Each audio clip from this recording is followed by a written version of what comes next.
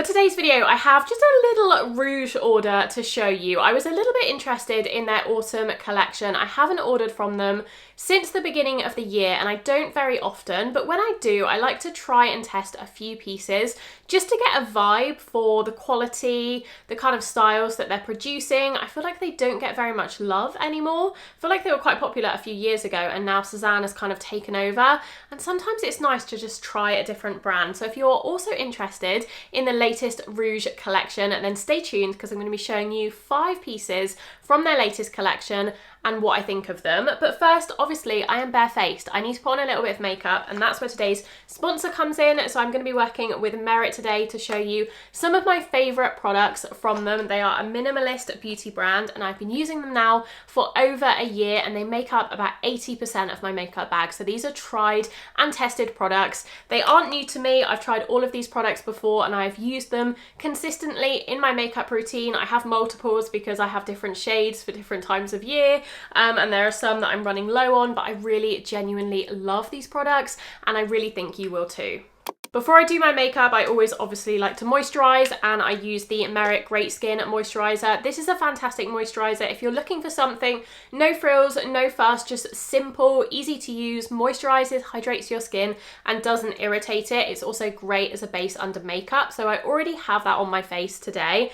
And then I will go in with the Merit Minimalist Stick. This is an iconic product from them, and rightly so. This is the first product I tried from them, and I continue to go back to it. It's the only base product I use these days. I don't use a concealer or a separate foundation because this really does the job of both. I have 2 shades. This is one I've almost finished from the summer. I have like the tiniest amount left. That's literally all I have left. It's a little bit dark for me, but this one is my winter shade. I feel like I'm kind of in between the two at the moment, so we'll see which one I go for. This is in the shade Chiffon, and it is just a great all over base. You can use it as a concealer if you don't need much coverage, or if you, like me, I have quite a lot of redness and scarring, you can definitely build it up to be a more full coverage. So I'm going to go in with the lighter shade, I think, because unfortunately I have pretty much lost any kind of summer tan that I did have already, even though we're only in October. I tend to use it just on my problem areas, which are primarily the centre of my face, so my chin, around my nose, a little bit on my nose and between my eyebrows, and then I like to keep the rest of my skin clear because it doesn't really have any redness or kind of, I don't know, acne scarring on my cheeks. It's more kind of the centre of my face where I have that. And then I will blend that out with the Merit brush. This is the best makeup brush. I have 3 of these for different things. I have one for like blusher and bronzer and one for my base, and I just love this brush for blending cream products. So I will just blend that out. It's really seamless, really easy, really malleable, and kind of just sinks into the skin very effortlessly. And if you are not very good at makeup like me, these products are perfect because you don't really need any skill. They're kind of so easy to use, you can't really go wrong. Next up, I will go in with a cream bronzer, my preferred way of just warming up my skin a little bit. I also have 2 of these because I have the one that I've been using for the last, I think since January, and I still actually have quite a lot left in this one. This is the brand new one that they recently sent me, and it comes with like the protective cap, but obviously I'm going to use the one I already have. They're the same shade. This is the lightest shade, I believe. It's called Quince, and if you are pale like me, it's a great shade for warming up your skin without looking too orange. So I'll just put the product on the brush and then go straight in and blend it out. I tend to bring it onto my forehead as well, just to give it a little bit of evenness and warmth up there. My favourite step of my makeup routine is blush. I just love a little bit of colour on the cheeks, and these are the Merit Flush Balms. This is a new shade, perfect for autumn, this berry plum shade. This is called Après, and it's just the most gorgeous. It's actually the same colour as my top, I've just noticed that. So it's going to look really cohesive and nice, but it's just perfect for the colder season to have something in this berry shade. I tend to put these just straight onto the cheeks. You just kind of dot them on. A couple of dots usually does the job. And then I will blend it out with exactly the same brush. And you can see it just blends so easily. And you end up with a really lovely flush of colour, as the name suggests. Eyebrows and eyelashes now, and I have the Brow 1980 Brow Pomade in dark brown by Merit. This is a perfect eyebrow gel. I don't use anything else on my eyebrows because they already are quite full and quite dark. So I just like something that's going to hold them in place and add a little bit of colour, and this does that perfectly. I like to keep my makeup routine as simple as possible, so if I can eliminate a step, I will, and I feel like this is all I need for my brows. And this whole routine, if I'm not talking to the camera, I can do this in probably less than 5 minutes. Mascara-wise, it is always the Clean Lash Mascara by Merit. This is just a really good lengthening mascara. It's natural, it's not clumpy, but it also exists. It's not too subtle. I like something that's natural for every day, but you can definitely see that my eyelashes look longer because they're not very full naturally. So this is the perfect mascara for that. And I'll just apply 1 or 2 coats depending on how intense I want the look to be. Finally, for lips, I think I'm actually going to put a little bit of the Flush Balm on my lips because you can use these on cheeks and on lips. And I like the kind of matchy look, especially with this top I'm wearing. So they're really kind of fuss-free. Put them on the lips like that. Hopefully, I'm doing it on the viewfinder, so it's a little harder than when you have a mirror, but that looks pretty good to me. And then they do also have the these are the Shade Slicks, I think they're called. Yeah, this is one of my favourite products from Merit as well because they're a super glossy looking lip, but they're not sticky at all. This is in the shade Maraschino, and this is actually, it looks kind of scary in the bottle. It looks like bright red or pinky red, but actually it's more of like a clear gloss with a tint of pink. So I like to put that on top.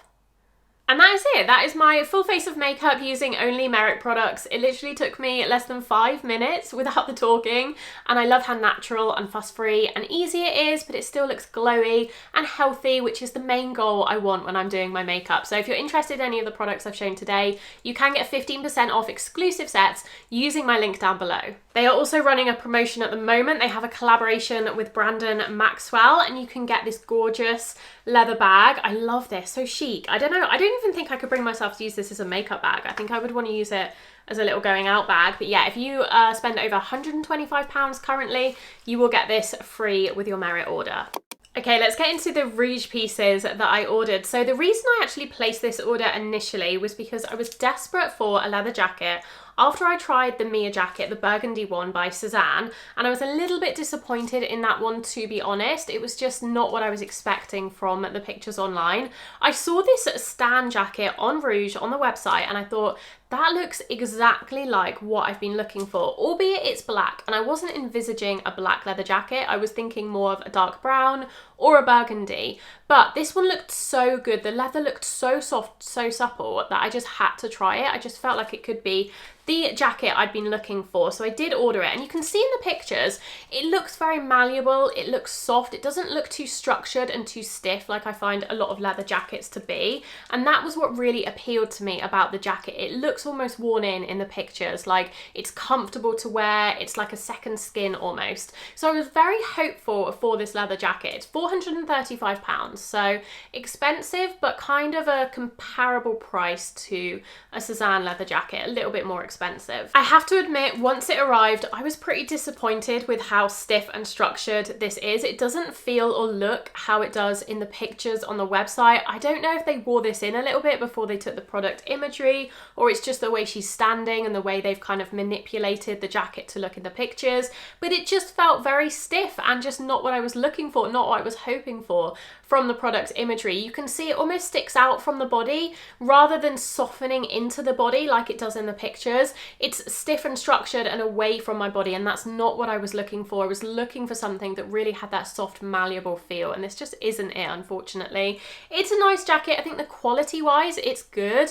I quite like the cut of it. It's not terrible, but it wasn't what I was searching for, so I think it was a little bit misrepresented, in my opinion, from the pictures. This one is definitely not a keeper for me. I don't think it's a bad jacket by any means, but it just wasn't what I was looking for, which was a little bit of a disappointing start, because that's the main reason I placed this order, to be honest. The next piece I tried is the Lavinia bodysuit, and this really appealed to me because I was looking for a bodysuit specifically that had a little bit more detail than the other bodysuits I have. Currently, I only have very, very basic bodysuits. They're almost like vest tops. They're almost like just undergarments that you wear under cardigans or jackets when you need something like an additional layer. Whereas this Lavinia bodysuit is like that. You can wear it in a similar way, but it has a lot more detail. It's prettier, and you can definitely wear it on its own as well. It has enough kind of detail that it doesn't look like an undergarment, it looks like a proper top. I really love the neckline of this. I think it's absolutely beautiful. I love the little scalloping, the tie bow in the middle,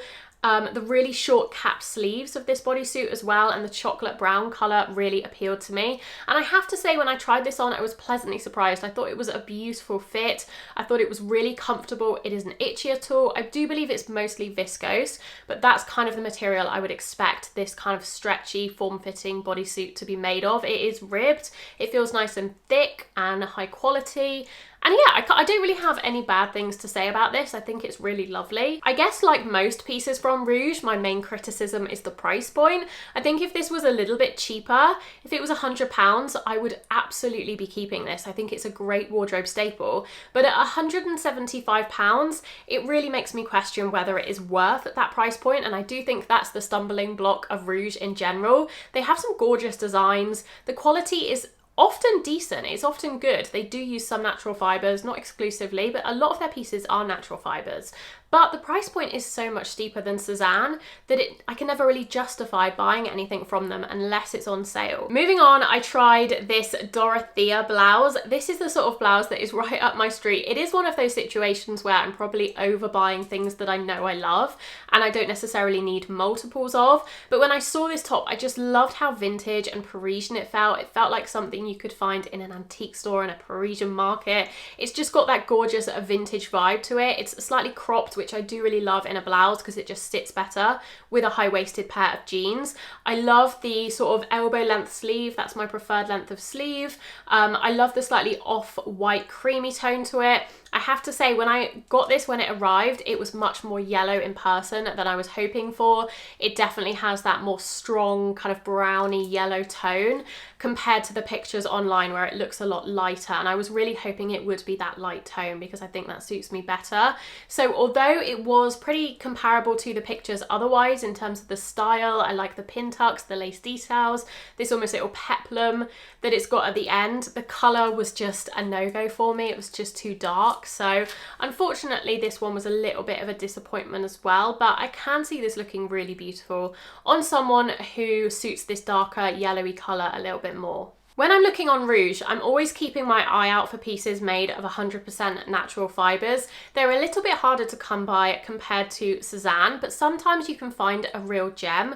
Again, that pink coat that's 100% wool that I have from Rouje, I absolutely love, and I think the quality is fantastic. So whenever I see a piece that is 100% natural fibres, I always want to try it because, you know, they're harder to come by. So when I saw this Palmo cardigan, this is 100% merino wool, my favourite composition. It's £255, so it is quite steep. Again, if you compare it to Cézanne prices, it's definitely more expensive, but I really wanted to try it because it has this interesting silhouette. It cinches at the waist and then is more loose and baggy up top. It has these really pretty like shell-esque buttons going all the way down, so you can unbutton it at the bottom a little bit to create a little bit more of a flare at the waist, a little bit more shape. And yeah, I just really liked the look of it, so I desperately wanted to try it and see what their merino wool was like. Similar to the bodysuit, I think this is a great wardrobe staple. I think it's good quality, the material feels nice, it's not itchy. I love the buttons in particular. I think they're really pretty. I love the chocolate brown colour. It is just the price point again that's making me question whether it's actually worth that price. I don't think it is. And again, it's one that I like, but I don't love. And I think I would wait until it was in the sale before considering purchasing it, because £255 for this just seems too much to me. And I really think Rouje would have so much more success if they just lowered their prices by like 20-30%. I do understand that a lot of their pieces are made in Europe, more so than Cézanne. I find that most of their stuff is made in France or Italy or similar, but I don't know, it still feels like it's just a little bit too steep of a price point for me personally. The next top I ordered purely because I love the top I'm wearing. This top I'm wearing is actually also from Rouje. It is like obviously like an aubergine purple with this pink lace detail. It's got a little bit of a flare at the waist. It has buttons down it. It's got little lettuce hem frills on the sleeves. I really love this one. I bought this. Was this on sale? I can't remember if I bought this on sale or if I bought it full price, but I bought it back in December. I think, I can't remember now, but I bought it a long while ago and I've worn it quite a lot since. So when I saw this Karena t-shirt, which is kind of similar but a slightly different style, I really wanted to try this because this is my kind of wardrobe basic. Rather than going for like a plain tee or something very simple like a crew neck, I prefer things that have a little bit more femininity to them, a little bit more detail, and this tee seemed like it ticked that box for me. It's a similar colour, I would say it's a little bit deeper, which I love even more than this colour, and then it's got this really gorgeous pale blue trim instead of the pink lace, and this cute little bow in the middle, and I thought it was just really sweet. I love the pale blue with the deep aubergine purple. I think that's an interesting and unusual combination that I haven't seen before, but it really works in this, and I actually don't think this one is too expensive. It's £95, but it is organic cotton, so I wanted to try it. Unfortunately for me, the fit of this one is just not quite as nice as the one I'm wearing. It is a slightly different style. This one flares out at the waist, so you get a little bit more shape, whereas the Karena is just straight cut along the waist and it's a little bit shorter, and I find that it just looks, I don't know, for some reason it just looks a little bit off tucked in, but also it's a little bit off untucked because I feel like it cuts off at an awkward point. So again, I don't think I'm going to be keeping this. I honestly think I would keep this if it was a bodysuit. If it was a bodysuit similar to the first bodysuit I tried, rather than just cutting off at the hips, I think it would make it look more seamless tucked in and just fit better, and so I would probably keep it. But because it's a top and I feel a little bit awkward in it, I probably will return it. But I do really love that contrast trim. I think it's so pretty, the piping detail, and I love the colour. And I think these are the pieces that Rouje does really well, just these more feminine takes on elevated basics. And last but not least is the piece that someone asked me to review actually, and I wanted to try myself as well because it does look gorgeous. This is the Ezra trench coat. So I've tried trench coats now from Suzanne, from Palmo, from Sir Paris. I've tried a few different trench coats, and you know, they have pros and cons to them, and this one by far is the most expensive trench coat that I've tried, but I still wanted to try it because I do really love it. I think it's very pretty. One thing I love about Rouje is I find they just go for something a little bit cooler and more modern and more edgy than Suzanne. So I love that this has the leopard print lining. I think it's so cool, so chic, so fun. Not too serious, doesn't take itself too seriously, a little bit playful, but it's still very plain on the outside. So you get that kind of simple classic trench coat look, but with a pop of leopard, which I really love. I love the cut of this trench. It's definitely oversized. Usually in Rouje, I have to size up because I find their pieces run small. Whereas this one, I got my usual size and I definitely could have sized down. It's definitely on the bigger side, it's loose, it's flowy, it's oversized, but I do love that. I love the length of it. I think it's the perfect length for a trench coat for me personally. I love the buttons, I love the belt detail, and I love the leopard print lining. You can cuff the sleeves to show a little bit more of the leopard on the wrists, similar to the Suzanne Clyde. I just think it's a little bit more cool and like sophisticated than some of Suzanne's offerings. However, it is a lot more expensive. It's £415.